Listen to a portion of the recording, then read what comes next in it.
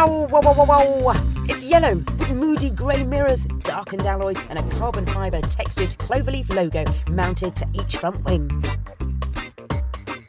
Inside there are luxurious leather seats and more carbon fibre looking trim on the dashboard, which are clues that this is a sporty Alfa Romeo. Called the MiTo Cloverleaf, it is the most powerful version Alfa has made with 167 brake horsepower. It's also the most expensive at almost £18,000.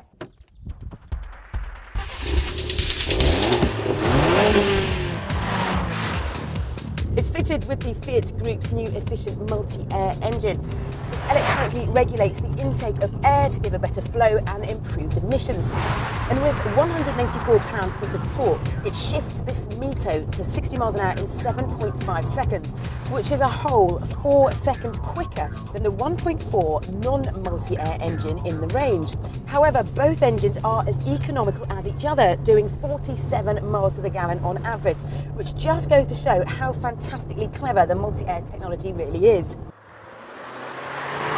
The power delivery is quite smooth and it's definitely keen and perky, but it lacks the banzai pace that you get from a really hot hatch. But that makes it all very user-friendly, and it's fantastic to see the turbo boost gauge go from right to left as your foot goes up and down on the throttle. There is some movement as you change direction and the ride is on the bouncy side, but these seats cushion you well. However, they're a bit too wide to grip me properly. Doing its best to boost the sporty appeal of the Cloverleaf is a new 6-speed gearbox which reacts well to quick shifts, and an active suspension that monitors and adjusts the damping to keep body roll under control and to a minimum. You also get Alfa's DNA system, which lets you choose between dynamic, normal or all-weather, and it determines traction control interference, throttle response and suspension setup. Dynamic is the mode I've been favouring on these country roads, and immediately the revs go up, the suspension gets tighter and the steering becomes a lot firmer. The exhaust gets a little bit fruitier as well, but for me it's the steering which actually has the biggest improvement, because it goes from being pretty awful to alright.